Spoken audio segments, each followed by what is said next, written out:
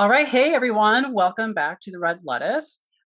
Joining us this evening is Tara Reade and Caleb Maupin, two of our best friends on the Blue Twitter app. And we are really, really excited to have them on.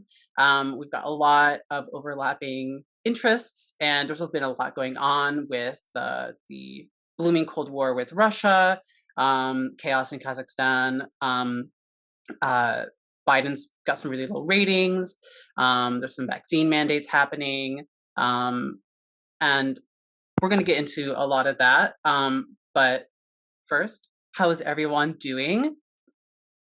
Well, it's colder weather here than I would like, but other than that, I'm all right.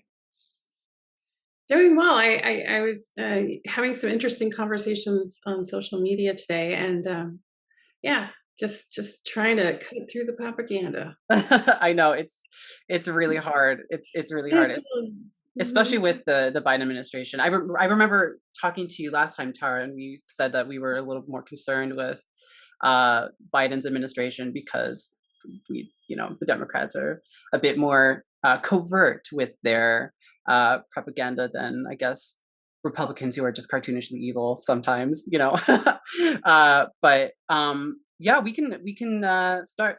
Something that I've noticed that's been really obvious to me is that uh, there's a clear difference between Trump's authoritarianism and Biden's authoritarianism, and that we keep like poking the bear with Russia. So the mouthpieces of the Biden administration have dropped major xenophobic remarks about Russia, which Terry pointed out quite a bit. So let's start with that. What's with the cognitive dissonance there?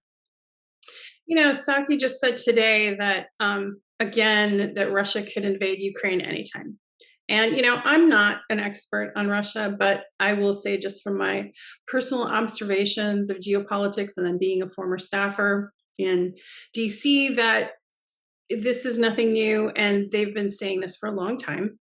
And I believe it's to distract us and to discourage people from looking at our domestic problems, which are a lot. And we just passed a $787 billion military budget. They need to justify it.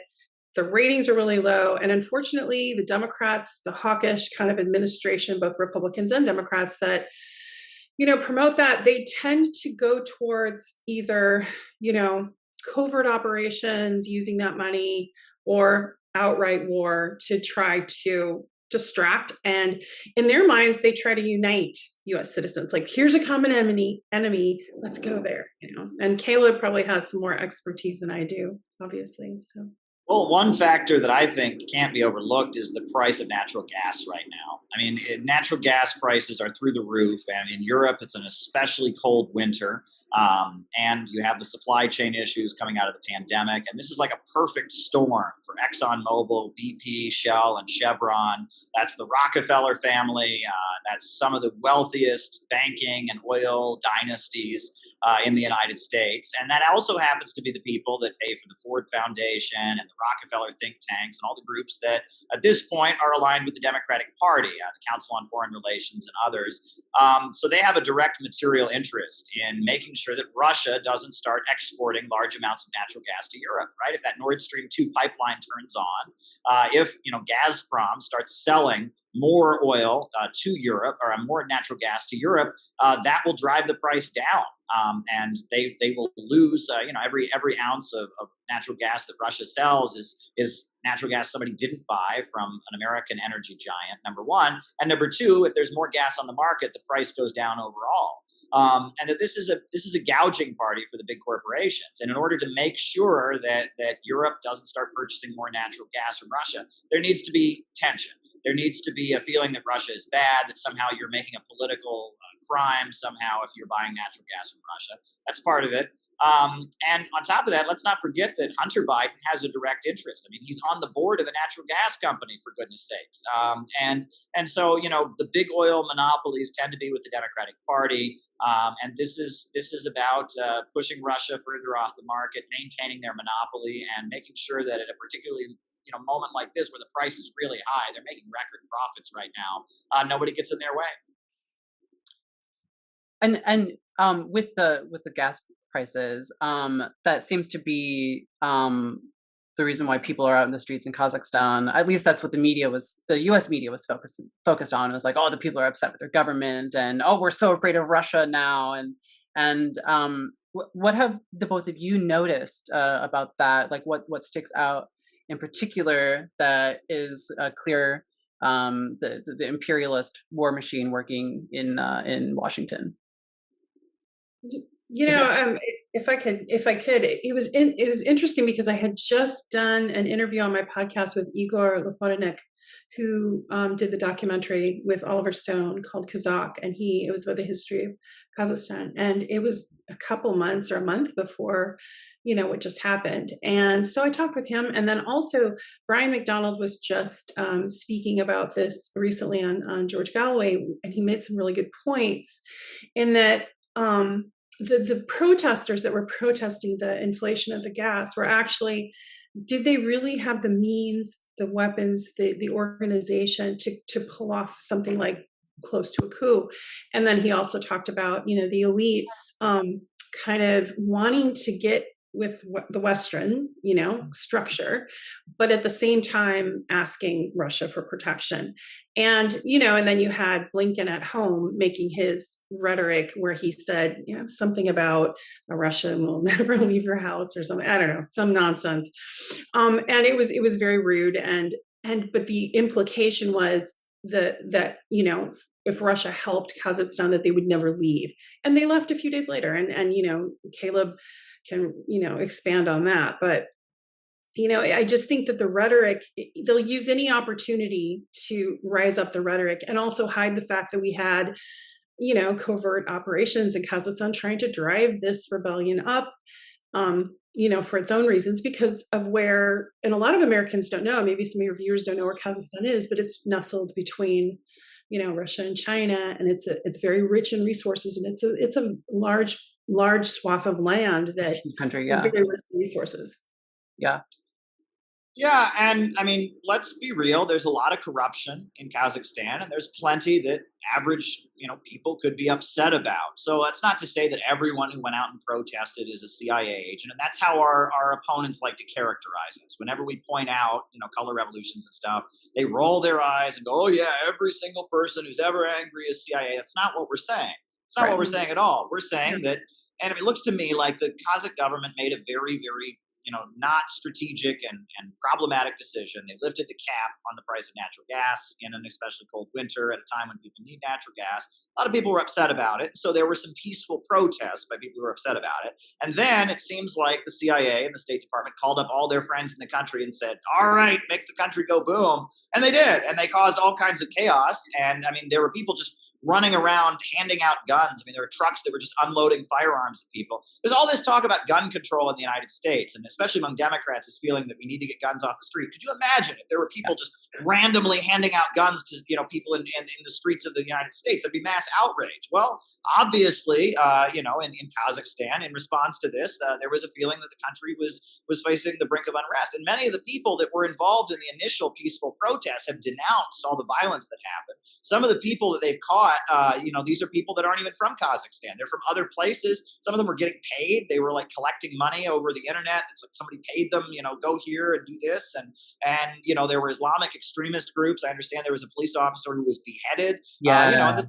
This is Central Asia, and it just seems like this is what happens. I mean, this is very similar to what happened in Nicaragua in 2018. This is very, it's like, again, there's a situation that started out about a legit issue where there could be some concern and there needs to be dialogue. And then all of the people that are just there to cause trouble get sent in to just make it as big of an explosion as possible to try and set the stage for the United States overthrowing the government. And that some of this came from within the Kazakh government. We understand that a very prominent individual as part of their security forces has been arrested because he was apparently conspiring within the Kazakh government to make this happen.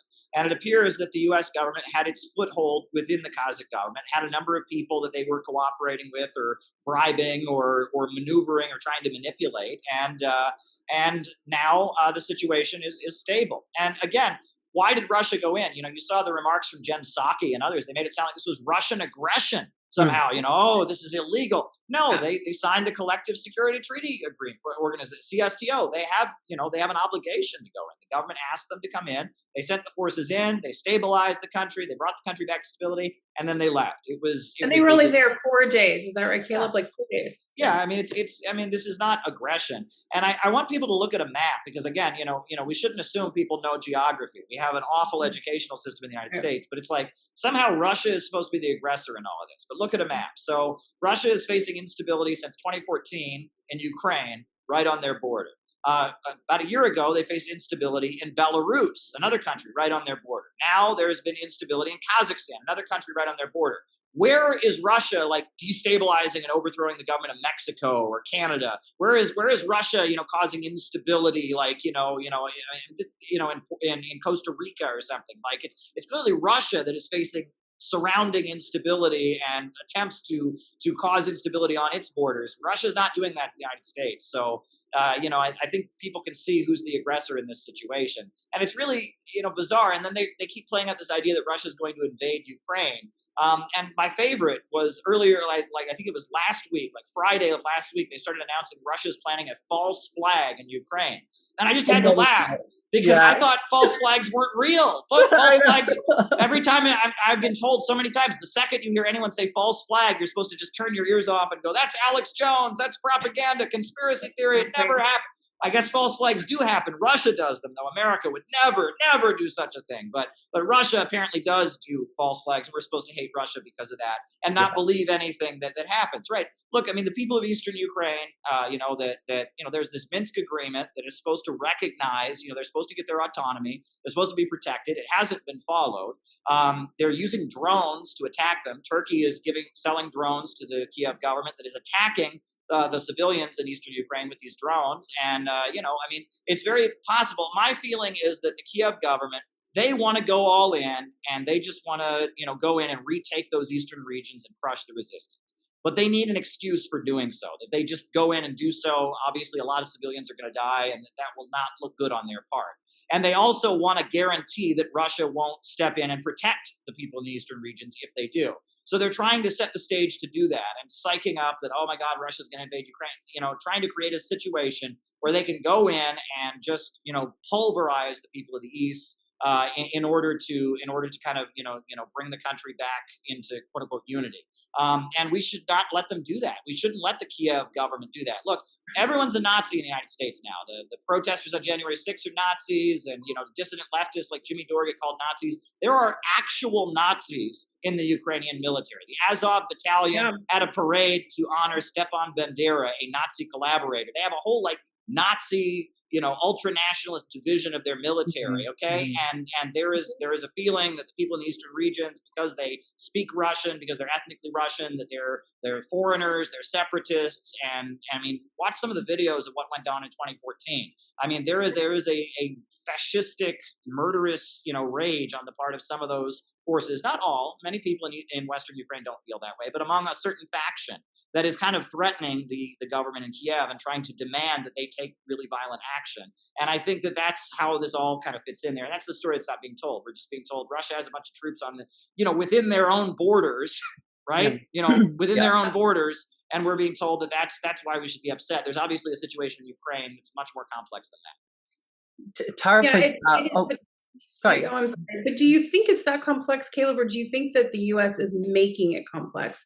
Because you brought up the Maidan, and it brings some of the viewers might be interested in watching Ukraine on Fire, which is another Oliver Stone documentary, but it really kind of goes over the history of that region because a lot, again, Caleb, going to what you're saying, Americans need to look at the map and they need to look at the history, and we're not always given that education. But what is your thoughts on that? Do you feel like we're just in Groundhog Day when you hear Psaki say something like, "Oh, Russia's going to invade Ukraine any day now"? Today, she said that.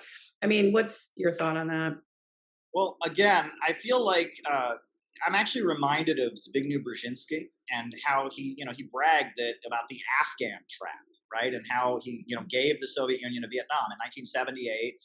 They created a situation where, the government of Afghanistan ultimately, was going to slaughter all the Soviet Union's allies in Afghanistan. So there was a coup by the forces within the Afghan government that were pro-Soviet, and then they took power, and then immediately there was an Islamist insurgency against them in the countryside, so the Soviet Union then felt obligated to send its troops, right? And they created a situation where they kind of forced the Soviet Union into a corner where they felt like they had to send their military to Afghanistan, and then they were able to paint the Soviet Union as the aggressor, boycott the Olympics. That sounds a little familiar now, doesn't it? Boycott the Olympics and mobilize the whole world to think that the Afghans were fighting the evil Soviet Empire. I think that's what they're trying to do here. They're trying to create a situation where Russia will feel that it has no choice but to intervene in eastern Ukraine, and then they can announce to the world that Russia is the aggressor. And it's very similar to what they're doing with Taiwan right now. Yeah. They're trying to create a situation where China feels that it has no choice but to retake Taiwan. But I think the leaders of Russia and the leaders of China are smart enough not to fall for it. But this is kind of a game that they're playing. There's a feeling that there's going to be shooting in eastern Ukraine at some point. They want to be able to say Russia started it. They want to be able to blame Russia as the aggressor if something does go down. I think that's kind of what's going on here. But something shouldn't go down. That's a very dangerous situation. Yeah. I mean, we're getting close to World War III. Like if something like that goes down. Totally. Yeah. It feels really scary, but when you follow the paper trail of money that Tara pointed out earlier, this massive infrastructure or military infrastructure bill that they passed, is this how we can see and substantiate that the U.S. is trying to expand NATO in Ukraine? Oh, well, I mean, I think that, the NATO coalition was formed, as an opposition to the Soviet Union after the Second World War. It's about ensuring that Russia's influence economically, politically, geopolitically doesn't expand throughout Western Europe. And part of weakening Russia has been expanding NATO eastward as a way of, aligning governments in Eastern Europe with Western Europe and with the United States against Russia. That's been going on. Russia has pointed out that they were promised that NATO wouldn't expand 1 inch eastward. They provided where that was said by Secretary of State James Baker, that was said by German prime ministers and foreign ministers and others. The USA continues to say they never made this promise, but despite Russia pointing out instances where it clearly was made. But regardless, I think that's the issue there. And that, NATO in a lot of ways, look, it's a scam. It's a weapons selling scam, and it always has been. For decades. These countries it's not a peacekeeping, and not a peacekeeping force, as they call it. They always call it the peacekeeping force. It's not. No, it's not. Yeah, and these countries basically have to buy weapons from the United States. The United States military contractors get a lot of money selling these weapons. These countries host U.S. troops, and it's a big, it's a scam in a lot of ways. But at the end of the day, if you have that many weapons lying around, you have that many military forces in Europe. Eventually, somebody might use them, and that's very dangerous. Incredibly dangerous, since the Obama administration gave neo-Nazis in Ukraine more weapons, and that seems to be continuing right now. I think that's really, really interesting, considering that Trump was like the evil fascist dictator, and here we have the Biden administration continuing stuff that sometimes, in some respects, Trump de-escalated, and we see again the American people are getting left behind here. We hardly have like a pandemic relief bill passed. They're still waiting for it to go through the Senate. Trump has still given the American people more money and than the Biden administration. What they were like, oh, we're going to do $2,000 checks every month, and it just kept getting smaller and smaller and smaller. And we saw the forest for the trees, and we were like, they need Bernie Sanders, and so here it is. All of this is lies. I never trusted anything Joe Biden has, or his administration, or the interns tweeting on his account have ever said. So why do they care so much for Ukrainians but not Americans? And why does that make me a nutsball? I don't think it's about caring about Ukrainians. If you look back at the history, it's Caleb brought up earlier the financial interest that, like, Hunter Biden, for instance, who was making $30,000 a month after right out of college, working with no experience, working on a board, because his father was vice president at the time. And going back a bit, back to when I was on the Hill, in it was right before things, the Soviet Union was, fell. It was right around that time. Someone was asking me, was there bigotry towards Russia then? Yes, absolutely. I remember being, because I was in a, just a staffer position, I would hear the people talking, I would be at meetings and I would hear things.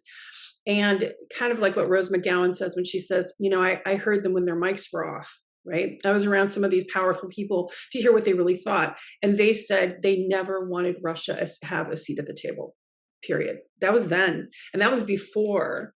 And then I don't think anything's really changed. Do you, Caleb? I mean, are we still in that sort of Cold War mindset? Because a lot of those hawks never left. They're still in DC. People that I knew who worked are still in the State Department, still with, doing the same job, some of them, or skipping administrations or skipping around in different positions, but that mentality is still there.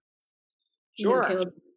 Absolutely. I mean, it's worth pointing out that when Boris Yeltsin was running Russia, and Russia was dirt poor and starving, and at that point, the Clinton administration embraced Russia's leadership because their economy was falling apart, and they were weak, and they were impoverished, and they were importing their, the collective farms, like 80% of the collective farms closed down. They were importing their food from the United States and Western Europe.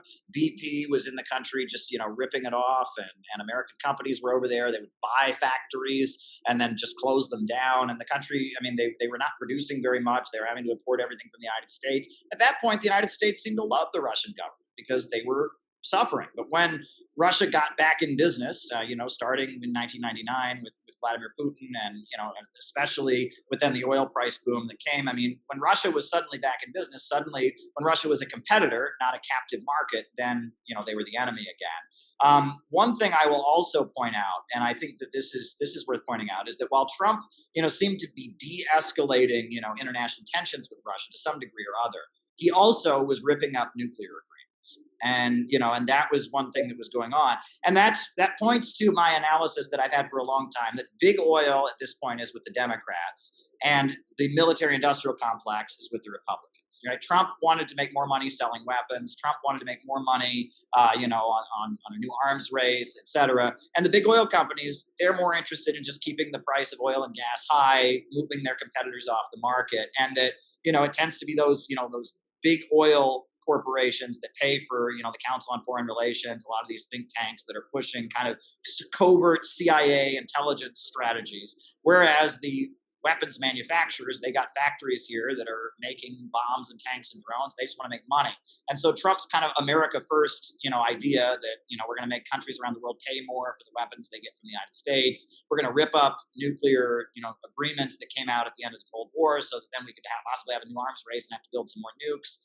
That fits, Trump's agenda and the military industrial complex's agenda.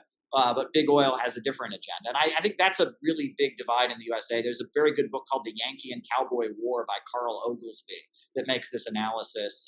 There's another text called The Anglo-American Establishment, written by, I can't remember the author's name, but it's very, very good. And that this is the long divide. There's kind of the Eastern establishment of well-entrenched oil banking elites, based out of New England, that have kind of an alliance with the British and the British royal family and the London Stock Exchange. And then there are a lot of, industrialists, especially now there's a lot of fracking companies and others that are never part of that club, and they resent it.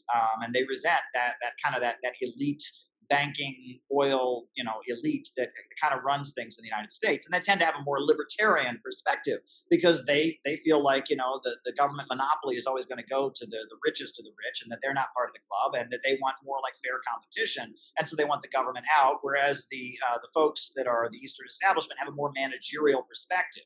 Their attitude is, how can we control society and keep things stable? And how can we kind of keep the masses, distracted and entertained and out of politics? And how can we have a stable society? And if that means we have to have a little bit bigger welfare state in order to keep peace, we can do it as long as it's, we're kind of keeping the masses occupied and out of politics. And I think that's the divide. And that's kind of defined U.S. politics for a long time. Is it really divided though, Caleb? Because to me, it seems like there's one big glob of oligarchs kind of hedging their bets both directions. In other words, like big tech, right? Big tech with the censorship, with kind of doing the biddings of the oil company, but they're also doing the biddings of the military industrial complex. Like when you watch, like I think it was some ad even for the Hill, it came up, brought to you by Lockheed Martin, which is a weapons company. So I don't know. Do you kind of feel like it's both? Like they're just like sitting back, hedging their bets. They don't care who wins, blue or red teams. They don't give it, whatever. It's just who's gonna, what you were saying earlier, stabilize and keep Americans from noticing too much that their lives are going to shit, basically. Sure. I mean, they're going to try to influence whoever's there. And at the end of the day, they all have the same goal, which is the domination of the world by American companies and American corporations. But I think there are different specific interests among them about how to do that.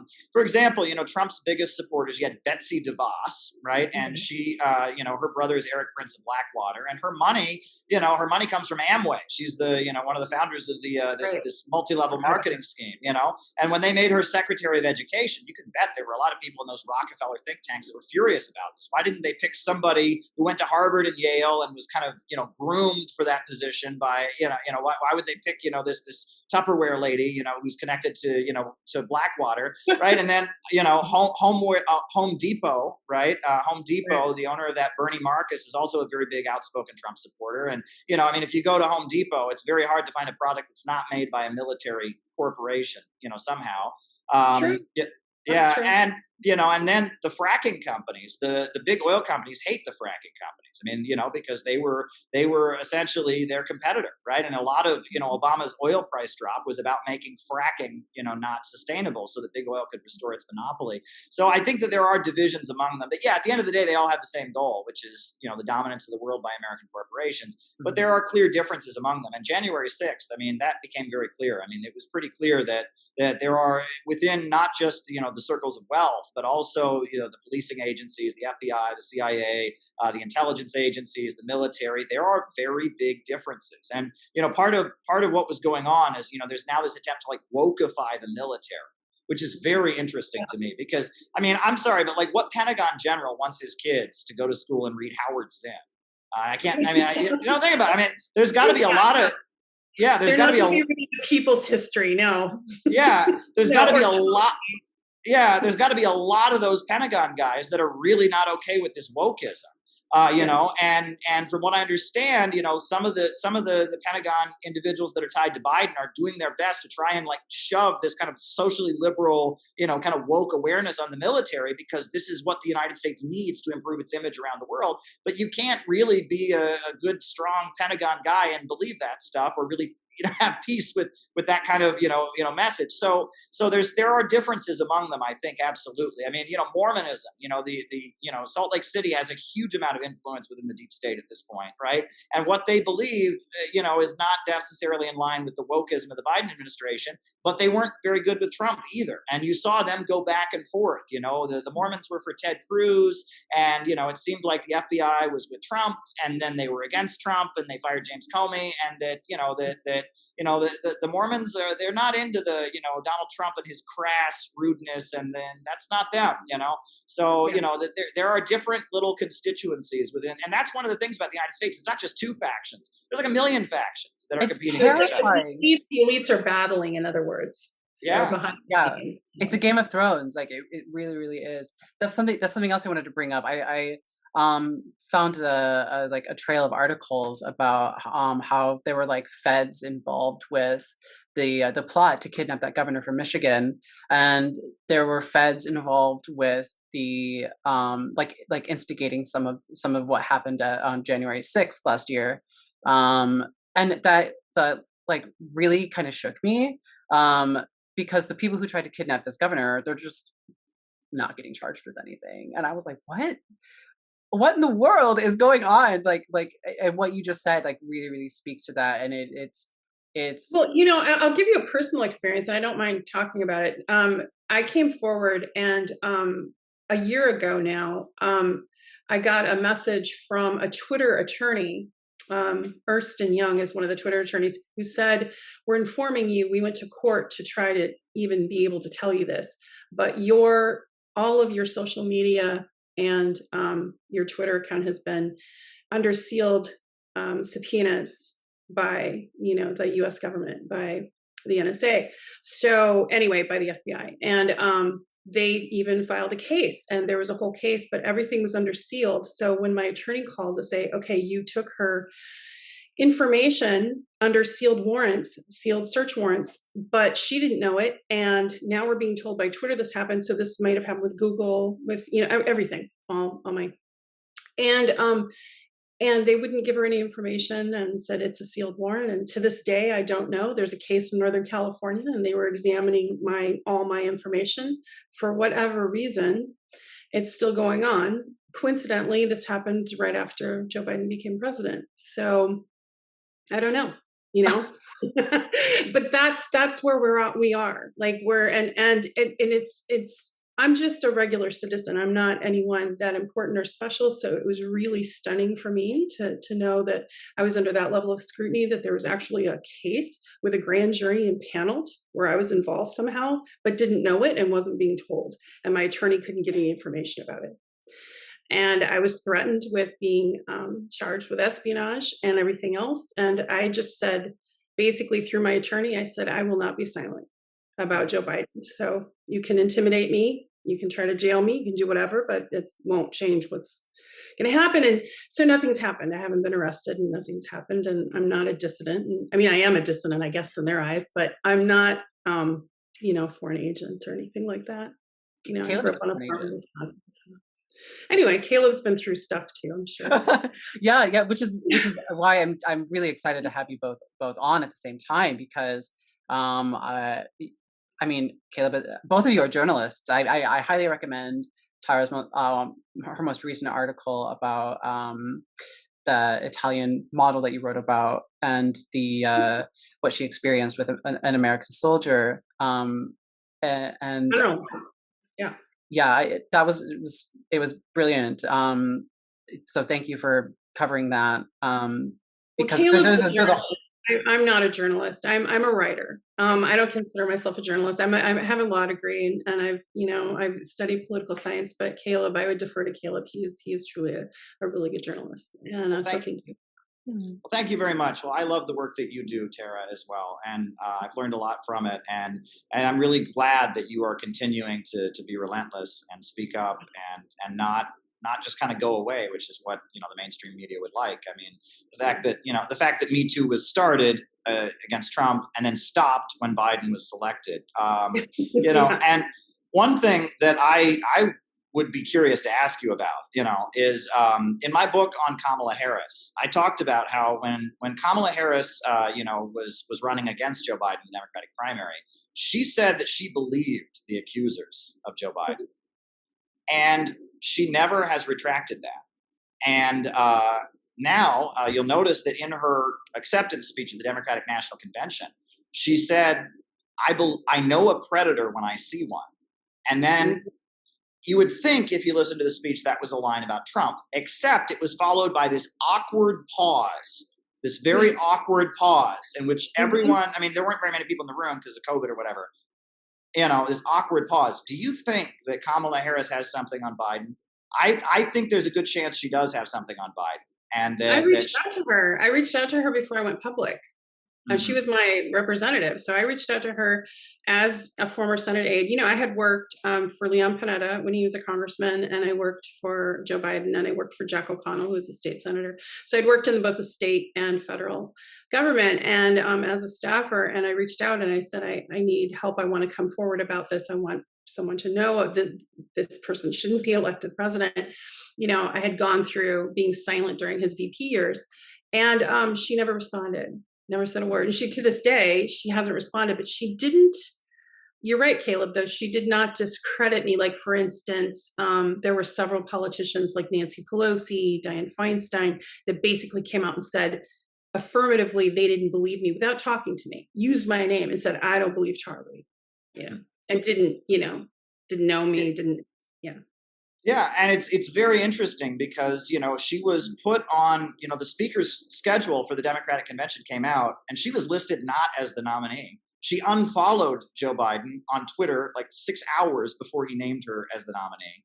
Like something was going on there. That's not normal, right? And Biden was 11 days behind the day he'd announced he was going to announce his vice presidential nominee. And it was almost like they were scraping the barrel to find any way out of picking Kamala Harris. They elevated, Karen Bass is very obscure. No one had ever heard of Karen Bass, but out of the blue, all of a sudden, well, maybe we can do Karen Bass. I said it would be a woman of color. She's a woman of color. We can do. and then out of the blue, somehow we all found out that because Karen Bass had been to Cuba, like 40 years ago, she went to Cuba, but somehow that just magically got into the press. I mean, who might keep track of who goes to Cuba? I mean, we don't know, of course, but somehow, oh no, she's a communist, can't be Karen Bass, yeah, and then all of a sudden Kamala is the nominee, and Kamala is the nominee despite unfollowing Joe Biden, despite not being on the schedule as the nominee. It looked to me like Biden was trying to not pick her as the nominee for some reason. And then, if you put that in the context of her never retracting her statement, she believed Biden's accusers. And then if you put that in the context of this, I know a predator when I see one line in her speech, followed by this awkward pause, something's going on there. And that makes me wonder what's going to happen. I mean, will Joe Biden complete his term, or will he step down and hand power over to Kamala Harris? I mean, because there's no way she'll win an election. That's clear. She's less popular than Joe Biden is, and Joe Biden's not popular, so. Yeah, and do you feel like, I mean, this, I know my opinion, so I want to hear your opinion. Do you feel like they're purposely making her look bad, or kind of diminishing her in this administration? Well, it's been revealed that Biden's staff hates her staff, and that's part of the reason people are quitting, is they don't want to be known as Harris people, because Harris people are hated by everyone else. So there's something going on there. Right. The other thing, though, is that I think it's pretty clear that Kamala Harris is in with the people that ran the Hillary Clinton State Department. There was that meeting. There was that meeting in Long Island, New York, where the donors to Hillary Clinton. Hillary Clinton was talking about running again. They decided no, Hillary Clinton won't run again, and they all put their money behind Kamala Harris. And that that's who she represents, and that Obama, he had Hillary Clinton as his Secretary of State. And then the Arab Spring happened, first there was the Honduran coup, then the Arab Spring, so much fallout. And then it was almost like after she was replaced with John Kerry, Obama almost spent the second half of his term trying to pick up the pieces from what the Hillary Clinton State Department had done. That was basically, it was negotiating the Iran deal. While he was droning. Sure. And that that there was a difference there, and that there have been other revelations that have come out. The New Yorker revealed that Obama basically wanted to fire Jared Andrew Cohen, because he was using Twitter to maneuver in Iran's politics without asking the president. And then Hillary Clinton protected Jared Andrew Cohen, and there is some kind of Silicon Valley faction. That the Arab Spring was like their dream come true. They'd been working on it for years, and Obama may not have even been in on the conversations about it, right? And they used the Hillary Clinton State Department to foment all kinds of chaos around the world, and that's who Kamala Harris is in with. And I think that within the Democratic Party, within the Republican Party, there are a lot of people that are very terrified of having that faction back in power, because so much damage. And the world is still reeling 10 years later from what happened in 2011. The refugee crisis. She's talking about running again. She's talking, she's putting, as they're putting it out there hard to have her run again. And I just don't understand. That it won't, it's almost like they're setting up to lose, because no one will vote for her. It's not going to happen. Yeah. And they were floating the, what was the other ticket? Biden and Cheney. Oh, I saw that.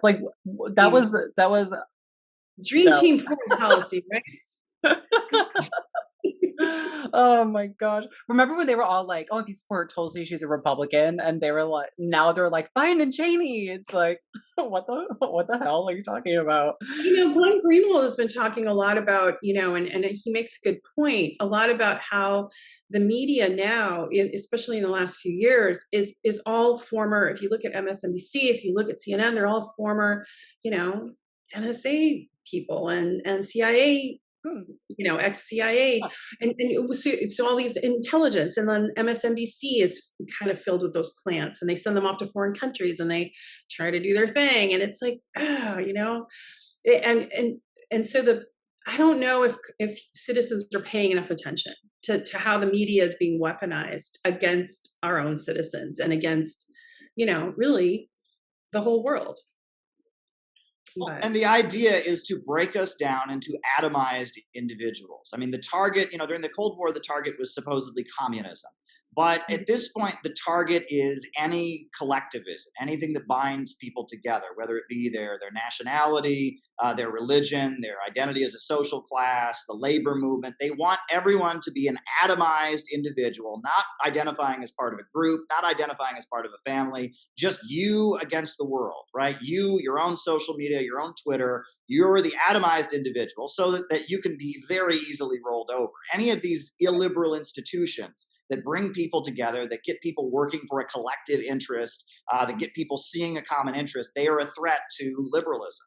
And that's really what Silicon Valley is all about. It's about liberalism. It's this belief in individualism above all else, and then of course that enables if you're just an atomized individual, those with the wealth and power can rule without any limits. I mean, on the walls of the Justice Department, I remember seeing this in DC, and it made me think. On the walls of the Justice Department, you never hear this quoted. There's a phrase. It says, "Where law stops, tyranny begins."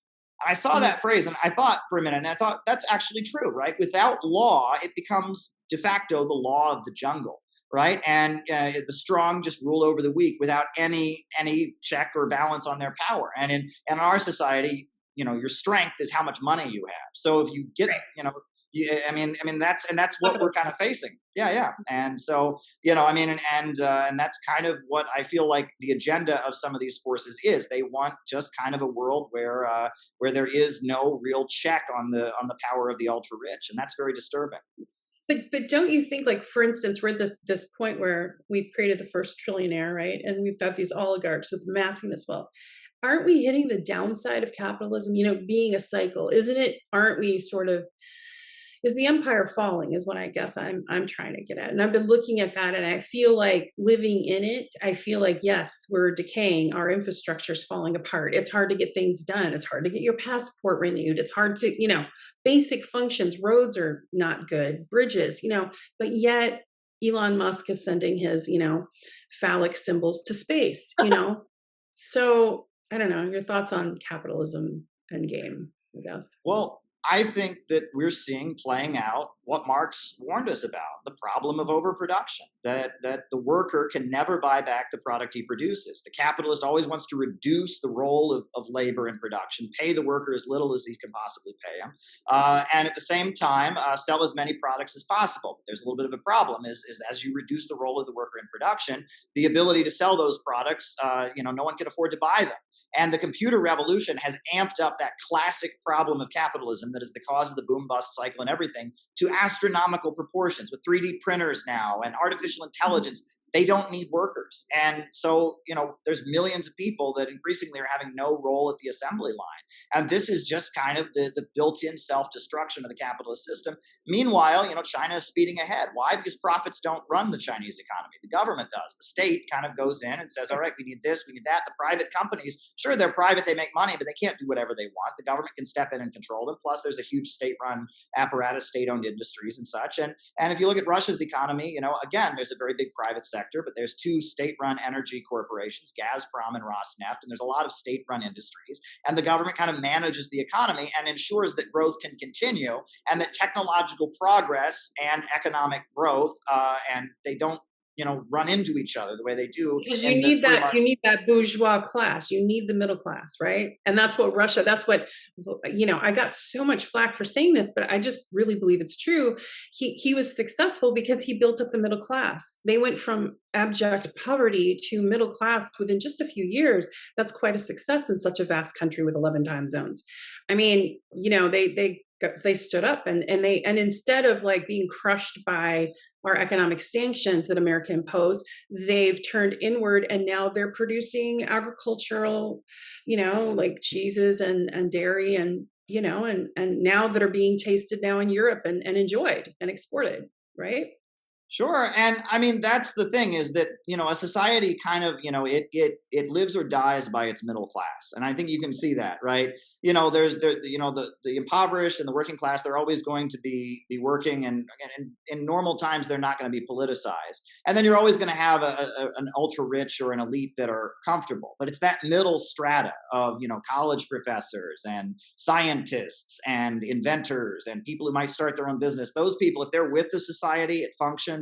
And if they're against the society, it falls apart. In the Soviet Union, in the 70s and 80s, they were against the society. They were alienated. They felt trapped.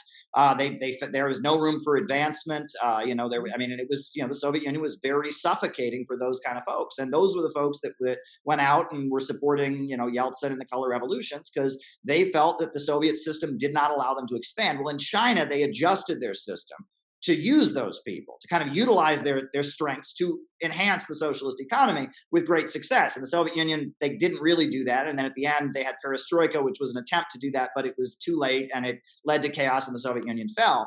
And that's kind of the strength of 21st century socialism is it kind of, instead of kind of making an enemy out of the middle class, it cultivates the middle class and makes the middle class. I mean, if you go to China, the business people are more loyal to the government than average citizens are, because the government kind of enables them and ensures that the economy continues growing. And, they're having market reforms in Cuba right now and doing a similar thing, cultivating a middle class layer. And that this is a more successful form of socialism, kind of correcting some of the errors of the Soviet Union. And I think you're right. You're absolutely right. I mean, Putin has enabled a lot of people to become middle class and wealthy, but he did it by controlling the economy. It wasn't a free market way of doing it. It was the opposite. It was using the state and its resources to ensure that growth can continue. So, and it's, again, socialism is not stagnant, right? It's like a lot of people think, well, why are we not trying to restore the Soviet Union? Well, the Soviet Union fell.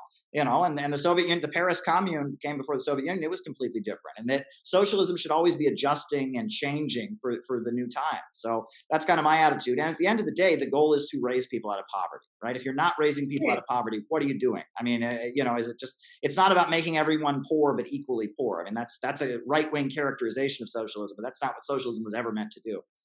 Right on, Caleb. You know what? You just said something that triggered a memory of the article I just read. Lee Camp wrote, and he quantified it with, he was quoting someone else actually, but he quantified it.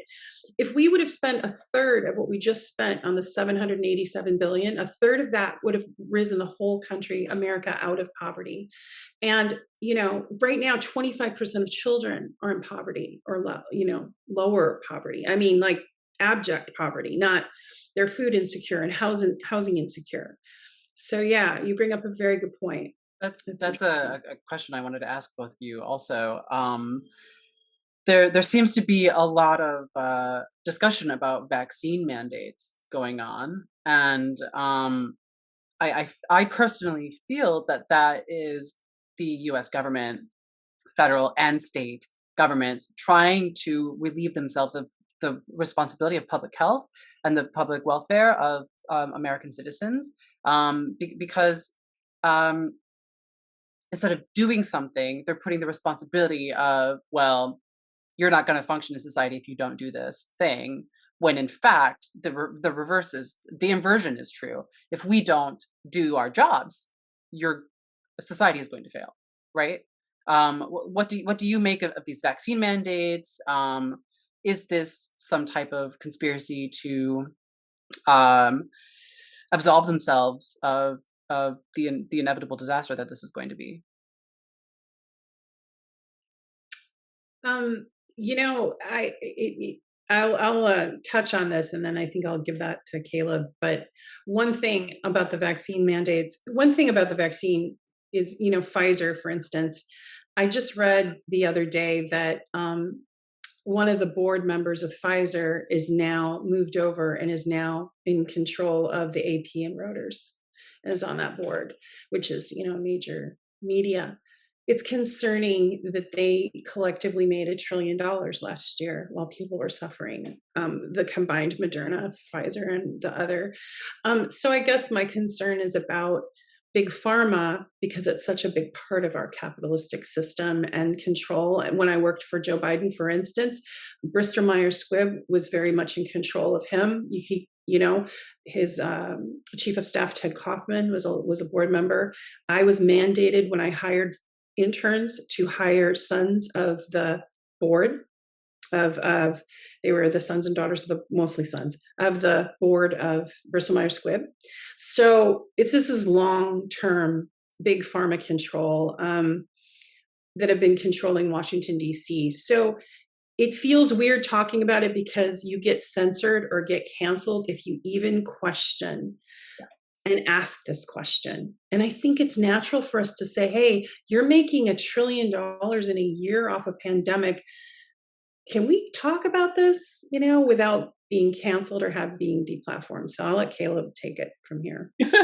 Fair. Well, the thing is, I'm not a biologist, I'm not a doctor, and the last thing I would ever want to do is say anything that's not medically accurate or could lead to a problem in public health. And so, I mean, I will say I've got questions. There's things that don't make sense to me, but I ask people who do know about it, and they explain it in a way that it seems to make perfect sense. But then I hear other people talk about it, and they say, actually, no, but the vaccine was supposed to end the pandemic, and it got worse. And now we're all supposed to get a booster, so people are getting boosters, and it's still getting worse. And what's going on here? And I've got questions, and something seems off, but I don't want to say anything that would cause a problem that way. But one thing I will say is that I'm against stigmatizing the unvaccinated. I'm vaccinated. In order to work where I work, and especially in New York City, I need to be vaccinated. And I mean, the vaccine is real. I got COVID, at one point, so it's clearly real. It's not a hoax or anything like that. And I don't want people to misunderstand me here, but part of it is just a basic respect thing. I mean, if I were to collapse and have a heart attack right now, the EMTs would come rescue me, and they would come save my life and rush me to the hospital. Well,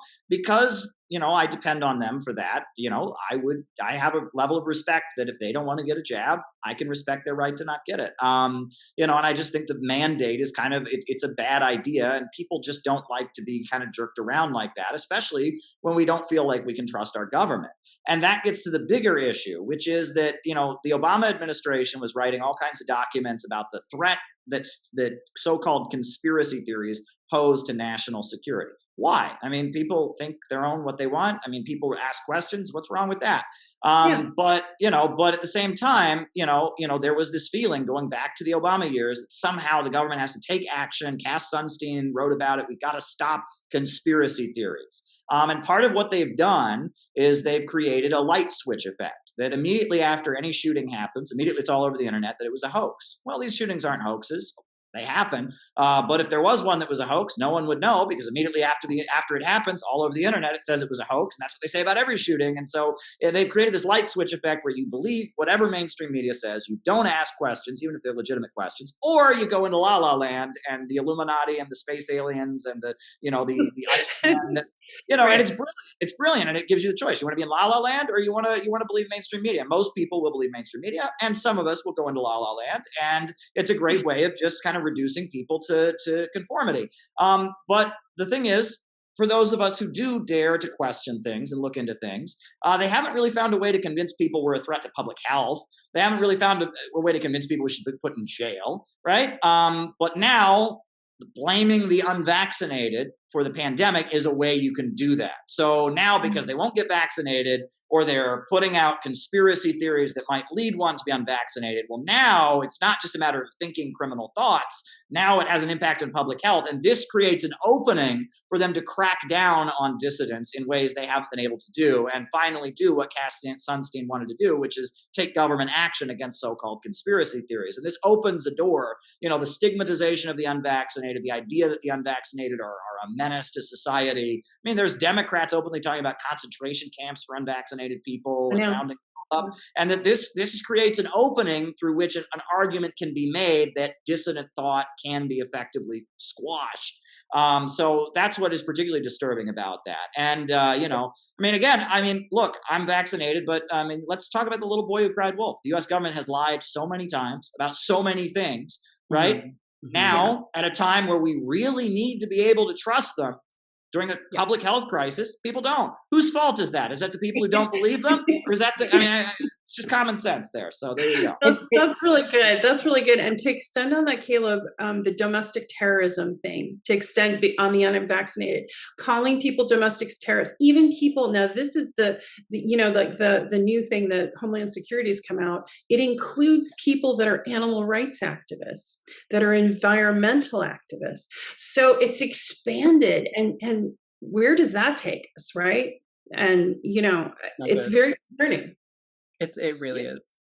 Yeah, no, I mean, it's interesting to think about because, I mean, the level of freedom of speech and freedom of assembly that the USA had starting in like the late 60s up until about 9/11 is a level of freedom of speech that no country has ever had anywhere in the world. I mean, the Brandenburg versus Ohio ruling, you had Charles Brandenburg, who was a Ku Klux Klansman. He bought time on TV in Ohio, and he called for acts of revengeance against elected officials who voted for the Civil Rights Act. Well, he was arrested, and he said, no, it's my freedom of speech. And the Supreme Court agreed with him. And they said, right, he didn't call for a specific act against a specific official. It wasn't a threat. He just said violence against elected officials would be a good idea. So that's fine. I don't know any country in the world that would ever say that's okay, right? I mean, most countries in the world say, if you get on TV and you're calling for acts of violence against elected officials, you're going to jail. We don't allow that here. But the United States was such a stable, prosperous society, during the height of the Cold War. There was such a lack of danger of any revolution or anything happening that we felt, the society felt safe enough that they could tolerate that level of free speech.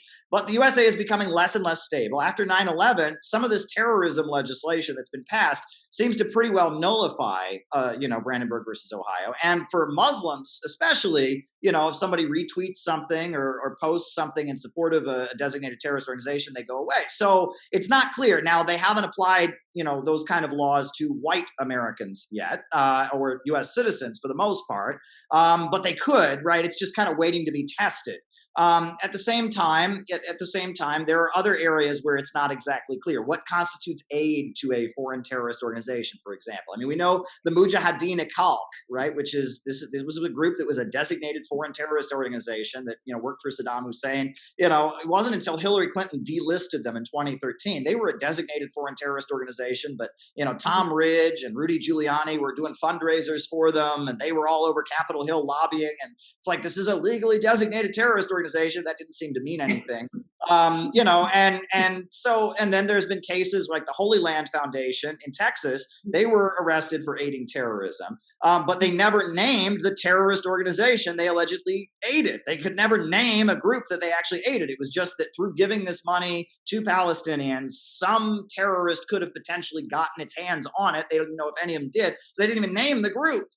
So it shows these laws are not really fairly enforced. They're used at the convenience of the powers that be when they feel like using them. That's true. But at the same time, when a society is very, very, very stable and prosperous, the level of freedom tends to expand. When a society is not stable, when there is unrest and instability, when the economy is getting worse, there tends to be more authoritarianism. And that applies to the United States as well. And I think we're heading for a period where there will be more authoritarianism.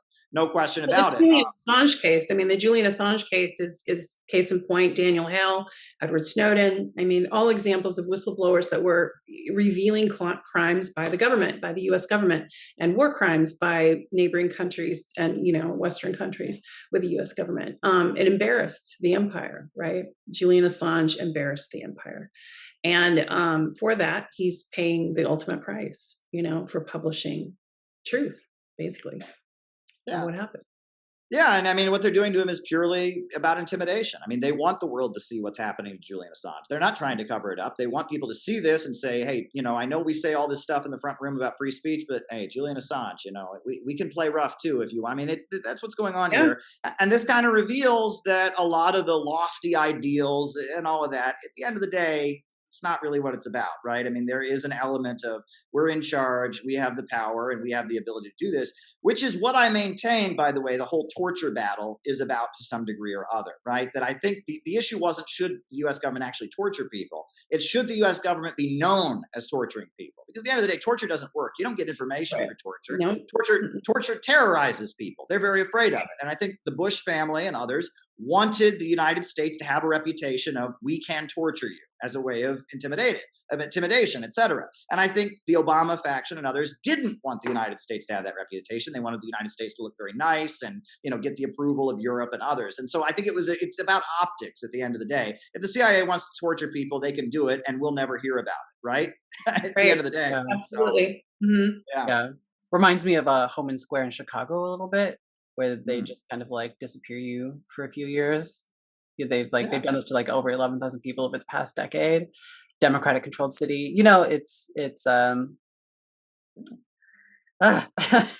Well, right, and Chicago has gotten so much more peaceful ever since, right? Then immediately, the shootings, they all just stopped, right? I mean, haven't there been like 90 carjackings there or something since the beginning of the year or something? I mean, it's like it's not working.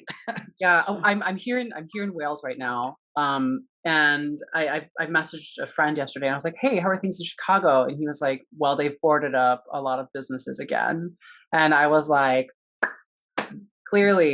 Clearly things are so much better in Biden's America. I'm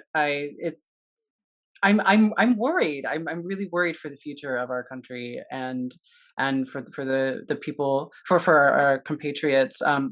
We didn't get to talk too much about patriotism tonight with Tara Reade. We can always schedule that again for another day. I don't necessarily believe in patriotism per se for countries. I think that it can lead to nationalism or fascism. I think it can lead to too much of that kind of thought. I believe in human rights. I believe in people, and most of us really, when you get down to it, are concerned with our family and our friends and our circles that we care for and our local communities. And that's why sometimes with politics, it's almost easier or you feel more engaged when you do local politics because there's just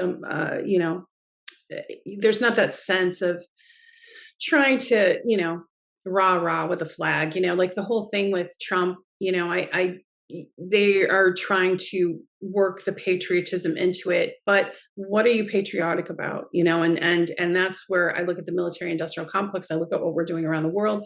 I'm not proud of it. I want to be proud of how our presence is. And going back to what Caleb said about the Obama, it has to be more than optics. It has to actually be truth in action. It has to be emotionally intelligent.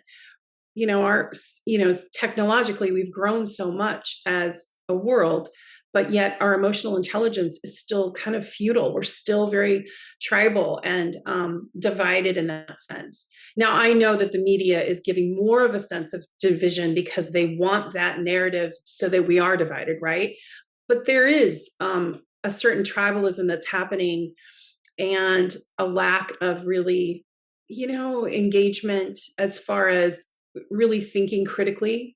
And what I, was encouraging people, I think I shared some of Caleb's lectures because more people need to critically think before they make decisions about politics and be engaged because it is ever changing and it will go towards fascism. I think America, to answer your question initially, I think we have two choices. We could go to social democracy or a form of it, maybe as capitalism kind of ages out, it's kind of hitting a breaking point, right?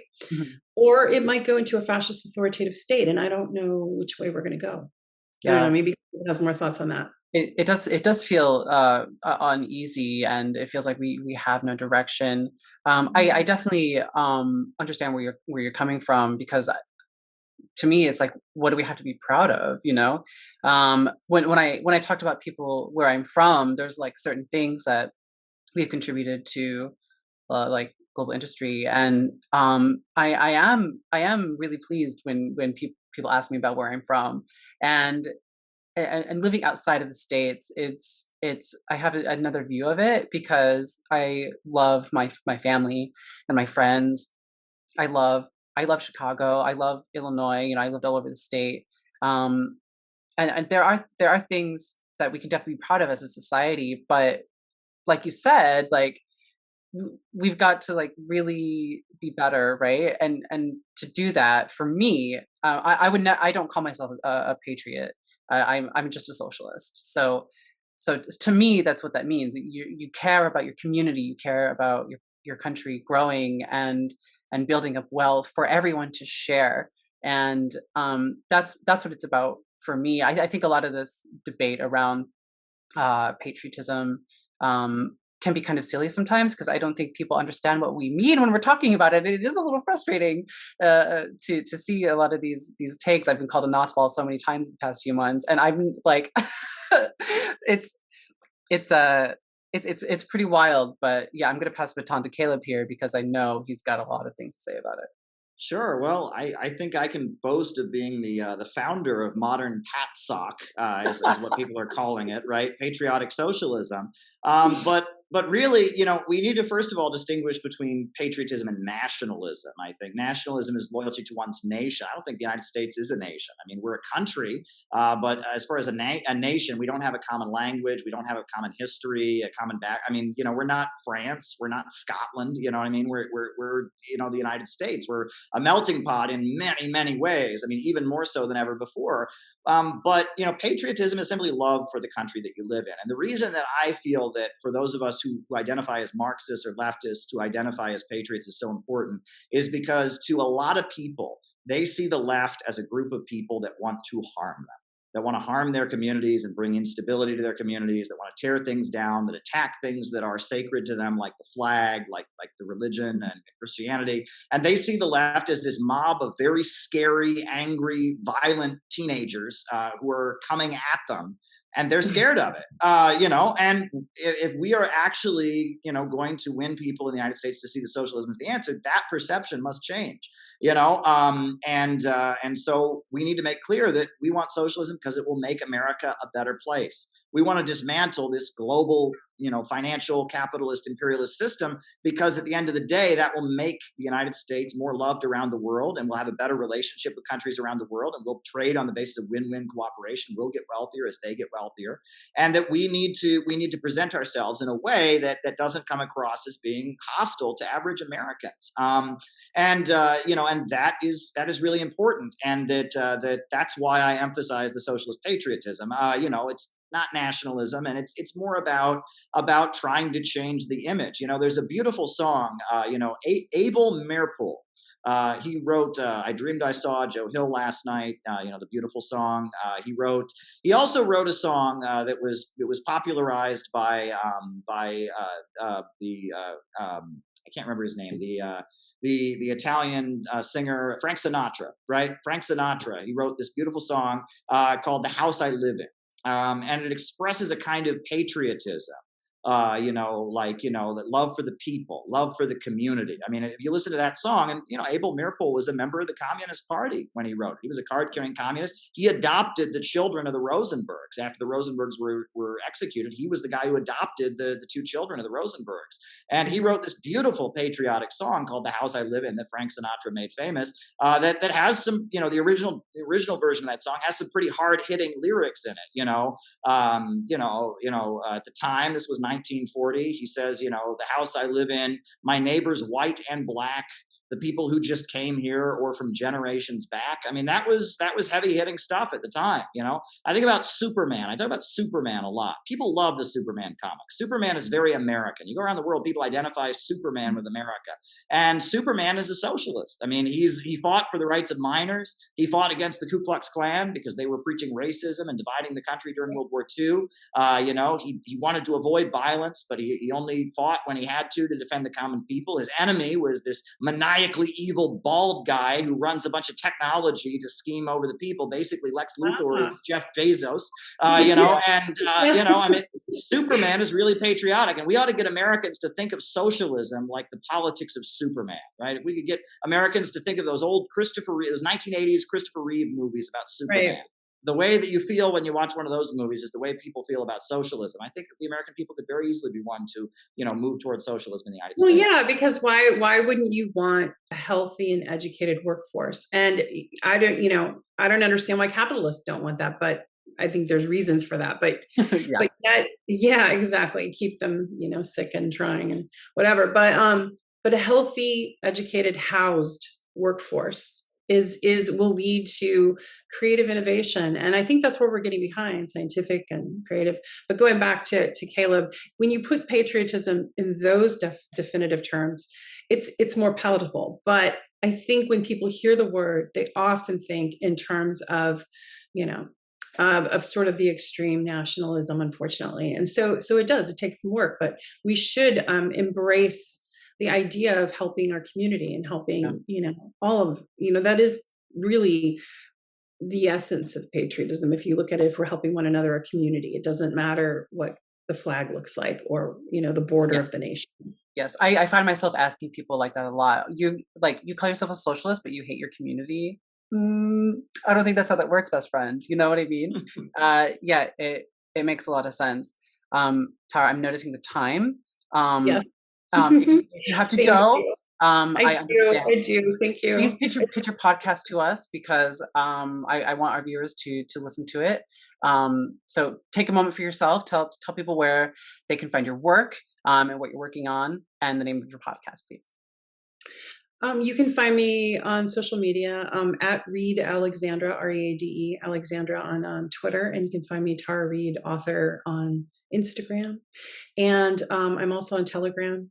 I write some op-eds for RT, and I also am doing the podcast, The Politics of Survival with Tara Reade, every other Friday with RT right now. So that's been really fun, and I'm enjoying it a great deal. So we just had Slavoj Žižek, and that was really a great conversation. Yeah. And I really enjoyed that. And then I just recorded another one today with Michaela Morlato, who I did the op-ed piece. So that'll be coming out soon, and either this Friday or the next. So thank you. Yeah, thank you so much, Tara. Yeah, I'm an admirer of your show. And Caleb, I'm always lifting up your work. I love listening to you, and it was really, I was actually kind of nervous being on with you because you know so much, and I feel, I know some, but you're quite the expert, and so it was really great being on with you. I could listen to Caleb talk for hours. Yeah, there's a reason why the synthetic left wants people to hate Caleb Maupin. It's because he literally knows everything. He knows everything. Well, there's a good plug, right, Caleb? Well, thank you. Yeah, I don't need to say anything further. I think I've been thoroughly plugged already. So there you go. Thank you very much. Ride the laurels. Yes. All right. Well, bye. It was delightful talking to both of you. Take care. Thank you so much, Tara. You have a wonderful evening. Thank you. Take care. Bye-bye.